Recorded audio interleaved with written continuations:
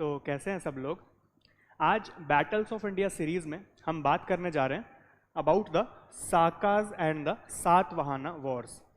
इन battles का जो time period है हमें देखने को मिलता है around 1st to 2nd century CE, और इस टाइम पीरियड को जो है हम पोस्ट मौर्यन टाइम पीरियड भी कहते हैं, क्योंकि ये जो टाइम पीरियड था it came after the decline of the Mauryan empire and before the emergence of the Gupta empire. तो इस टाइम पीरियड के बीच में हमें देखने को मिलता है कई सारे छोटे छोटे रीजनल किंगडम्स का इमरजेंस, क्योंकि मौर्यन एम्पायर के अंदर जो है ऑलमोस्ट पूरा इंडियन सब कॉन्टिनेंट जो है एक सेंट्रलाइज्ड रूल के अंदर था। बट मौर्यन एम्पायर के डिक्लाइन के बाद अलग अलग डायनेस्टीज ने जो है उनका इमरजेंस हमें देखने को मिलता है। उन्हीं डायनेस्टीज में से हमें शुंग देखने को मिले, हमें कन्व देखने को मिले और हमें साकाज एंड द सातवाहनाज भी देखने को मिले थे।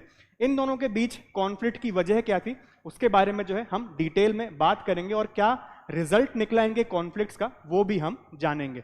तो चलिए शुरू करते हैं। The Saka Satvahana wars were a series of conflicts between the Western Kshatrapas, the Saka rulers of Western India, and the Satvahana dynasty, which was focused mainly in the Deccan region. आगे बढ़ने से पहले एक basic idea ले लेते हैं कि इन kingdoms का इमरजेंस कैसे हुआ था, द साकाज एंड द सातवाहनाज। साकाज के बारे में बात करें तो इनको इंडो साइथियंस भी कहा जाता है, जो कि एक सेंट्रल एशियन नोमैडिक ट्राइब्स हैं। मेनली दो ट्राइब्स हमें इंडिया की तरफ आते हुए दिखती हैं, द साकाज एंड नॉर्थ की तरफ हमें देखने को मिलते हैं द कुशांस। कुशांस ने जो है नॉर्थ के ऊपर रूल किया और साकाज ने जो है वो वेस्ट इंडिया की तरफ और कुछ पार्ट ऑफ साउथ इंडिया की तरफ रूल किया था। कुशांस में हमें एक बहुत बड़े रूलर देखने को मिलते हैं, कनिष्क द ग्रेट। उन्होंने जो है नॉर्थ इंडिया के अंदर अपना वर्चस्व संभाला इसी समय के आसपास, कंटेम्प्रेरी थे वो इस समय के, the 1st and the 2nd century CE के दौरान। और साकाज को जो है उन्होंने नीचे की तरफ धकेल दिया towards the west and the south Indian reason.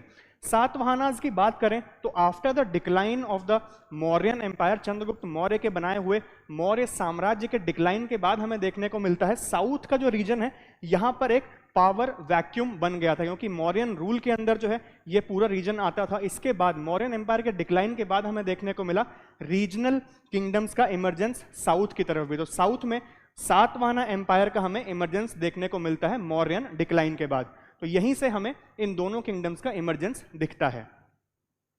The wars were fought mainly over the control of Malwa, Gujarat and parts of western Maharashtra, regions critical for trade and resources. Mainly Gujarat और द मालवा प्लेट्यू का रीजन हमें देखने को मिलता है इन Wars की वजह, क्योंकि जैसा कि आप देख सकते हैं इन दोनों ही डायनेस्टीज के जो बॉर्डर्स हैं वो हमें यहीं पर इंटरसेक्ट करते हुए दिखाई देते हैं। तो ये रीजन्स वैसे भी ट्रेड और रिसोर्सेज के लिए काफी ज्यादा इंपॉर्टेंट थे, इसीलिए इन दोनों ही डायनेस्टीज के बीच में हमें वॉर्स देखने को मिलते हैं।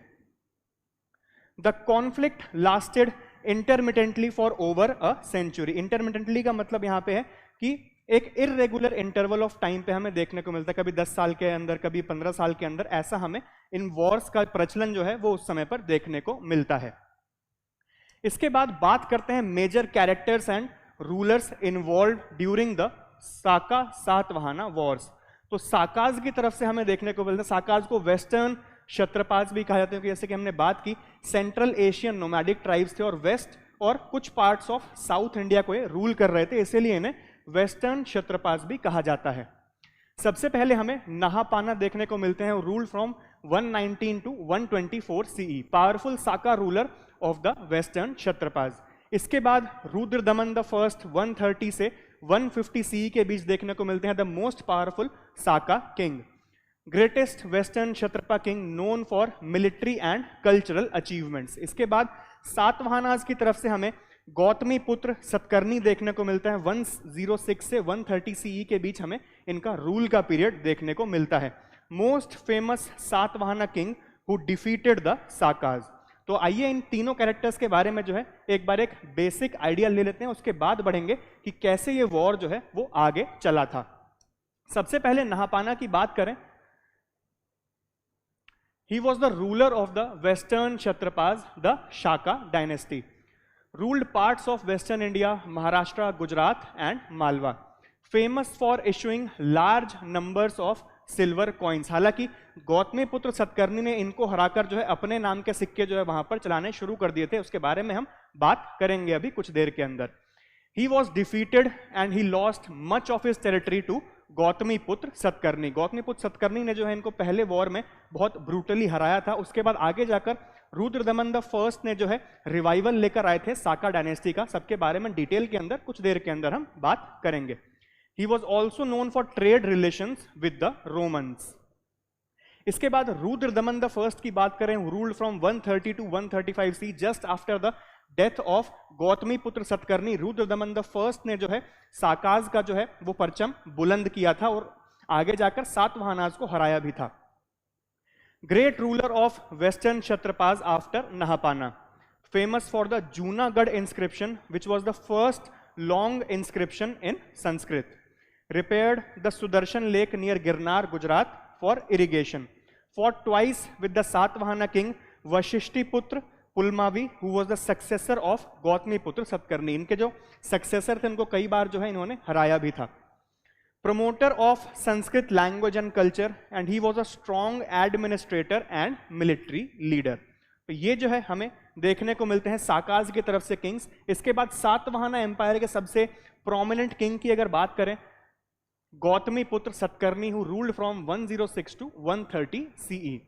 He was the greatest ruler of the Satvahana dynasty, which was centralized in Andhra Pradesh and the Maharashtra region. Called Eka Brahmana, that is the only Brahman in inscriptions. Defeated Nahapana and destroyed the Shakapar in western India। नहापाना को हराने के बाद जो है उनका जो भी area था, most of the area Gautamiputra Satakarni ने जो है उनसे छीन लिया था। और आगे जाकर जब गौतमीपुत्र की मृत्यु हो जाती है, उसके बाद रुद्रदमन द फर्स्ट ने जो है एक रिवाइवल लेकर आए थे पावर के अंदर। He controlled western Deccan, Gujarat, Malwa and parts of Madhya Pradesh. Famous Nashik prashasti inscription by his mother Gautami Balashri. He promoted trade and controlled important ports and restored Brahmanical traditions।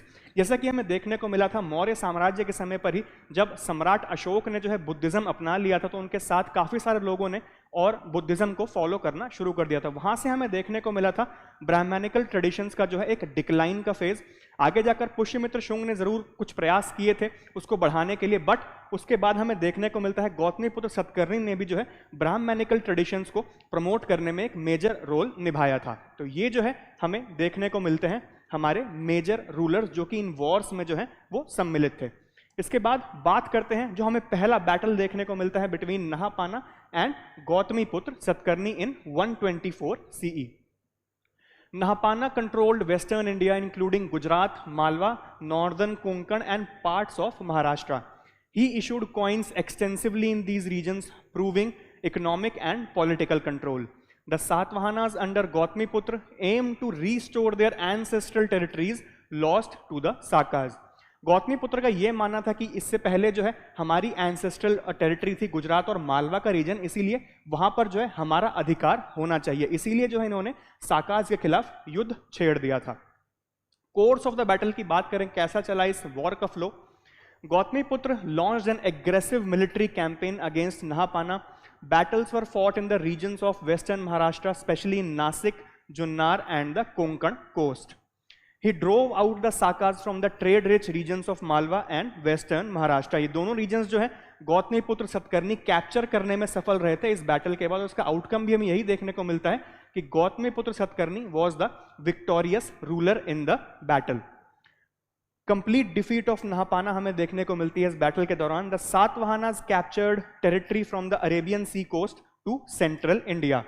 Gautamiputra seized Nahapana's silver coins and overstruck them with his own symbols, a political assertion of victory। ओवरस्ट्रक का ये मतलब है कि जो coins पहले से चल रहे थे उसके ऊपर जो है अपनी इंस्क्रिप्शन या अपनी पिक्चर लगाकर जो है आप दोबारा से वही कॉइन्स चलाएं। इससे पहले नहापाना की फोटो के साथ जो है वो कॉइन्स चल रहे थे, गौतमीपुत्र ने क्या किया, उन्हीं कॉइन्स पे जो है अपनी फोटो लगाकर वो चलाना शुरू कर दिया ताकि वो दिखा सके लोगों को कि इस बैटल में जो है उनकी जीत हुई है। That is nothing but overstriking of the coins. इसके बाद आगे क्या हुआ, आगे हमें देखने को मिलता है 130 CE के अराउंड गौतमीपुत्र सतकर्णी की जो है वो मृत्यु हो जाती है, और वहां से Rudradaman the first, the next Saka ruler, उनको एक मौका मिल जाता है रिवाइवल का अपने साका डायनेस्टी का और एक रिवेंज का भी। Restoration of Saka power by Rudradaman the first who ruled from 130 to 150 CE। Causes की बात करें तो after Gautamiputra death Satavahana controlled over the region weakened. ऐसा होता ही है, जब एक बड़े रूलर की जो है मृत्यु हो जाती है तो अगर आने वाले रूलर जो है उतने पावरफुल नहीं है तो उस एम्पायर का एक डिक्लाइन का फेज हमें देखने को मिलता है। ऐसा ही हमें देखने को मिला सम्राट अशोक की मृत्यु के बाद कोई एक बड़ा रूलर हमें मौर्य साम्राज्य के अंदर देखने को नहीं मिला, इस वजह से उनका भी डिक्लाइन हुआ। यहाँ पर गौतमीपुत्र के बाद उनके आने वाले जो भी राजा थे वो कंपैरेटिवली इतने ज्यादा स्ट्रॉन्ग नहीं थे, इसीलिए वहां पर भी हमें एक डिक्लाइन का दौर देखने को मिला। Rudradaman the first, a capable Saka ruler and grandson of Nahapana, led campaigns to reconquer the lost territories। इसके बाद कोर्स ऑफ द बैटल की बात करें तो Rudradaman the first led several military expeditions against the Satavahanas, particularly against Gautamiputra successor Vashishthiputra Pulumavi.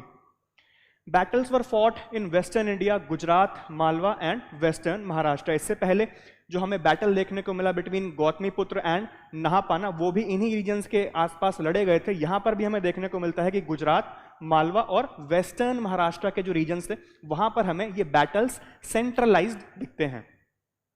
The conflict is explicitly mentioned in the Junagadh inscription. Junagadh का जो inscription है Rudradaman the first का, वहां पे इस बैटल के बारे में जो है एक्सटेंसिवली बताया गया है। आउटकम की बात करें तो Rudradaman the first reclaimed much of the territory lost to the Satavahanas. एक हमें रिस्टोरेशन ऑफ पावर देखने को मिलती है साकाज के द्वारा after Gautamiputra Satakarni's death of the Satavahana dynasty. यहाँ पे देखने को मिला रुद्रदमन द फर्स्ट खुद भी एक काफी केपेबल रूलर थे और जो भी टेरिटरीज इनके पिछले राजा नहापाना ने जो लूज करी थी सातवाहनास को, वो जो है वो रिक्लेम करने में सफल रहे थे। However, he could not completely eliminate the Satavahana power from the Deccan region। Satavahana जो है पूरी तरह से खत्म नहीं हुए, इसलिए हमें आगे जाके छोटे मोटे स्किर्मिशेस और देखने को मिलते हैं। बट यहाँ पे इसके बाद हमें देखने को मिला डिप्लोमेटिक अलायंसेस थ्रू मैरिजेस भी हमें यहाँ पर देखने को मिलती हैं। Later wars and diplomatic marriages to stabilize the relations between the Sakas and the Satavahanas, a matrimonial alliance was formed and Rudradaman the first married his daughter to the Satvahana king, possibly Vashishthiputra Pulumavi. हालांकि कुछ सोर्सेज का ये कहना है कि जिसके खिलाफ आपने इतने युद्ध ही करे हैं उसके साथ जो है आपने अपनी बेटी की शादी करा दी, इसलिए सोर्सेज का जो है एक अलग, कुछ सोर्सेज का ये कहना है कि इनकी शादी जो है वशिष्ठिपुत्र से ही हुई थी, बट बाकियों का कहना है कि ऐसा नहीं था, कोई और सातवाहना किंग से जो है रुद्रदमन द फर्स्ट ने अपनी बेटी की शादी कराई थी। तो इसीलिए यहाँ पे थोड़ा हमें देखने को मिलता है ऐसा व्यू जो सबके लिए सही नहीं है, इसीलिए इस पे ज्यादा हम बात नहीं करेंगे। Despite the marriages hostilities continued intermittently. इसके बावजूद, शादी की एक अलायंस के बावजूद हमें देखने को मिलता है, क्योंकि ये रीजन इतने ज्यादा इंपॉर्टेंट थे, मालवा और गुजरात के जो स्किर्मिशेस हैं, छोटे छोटे बैटल्स हैं, वो फिर भी हमें देखने को मिले साकाज और सातवाहनास के बीच में। तो ये जो है हमें कॉन्फ्लिक्ट्स देखने को मिलते हैं इन दोनों किंगडम्स के बीच। इसके बाद कॉन्सिक्वेंसेज क्या हुए दोनों ही डायनेस्टीज के लिए इन वॉर्स के बाद, उसके बारे में भी एक बार बात कर लेते हैं।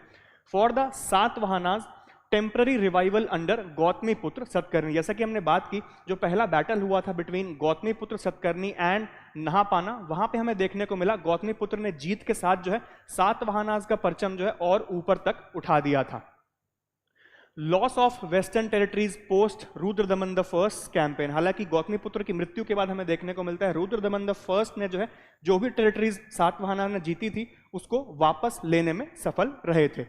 Gradual weakening of political power after Gautamiputra death. ये जो है हमें देखने को मिलता है सातवाहनास को क्या क्या कॉन्सिक्वेंसेज फेस करने पड़े थे।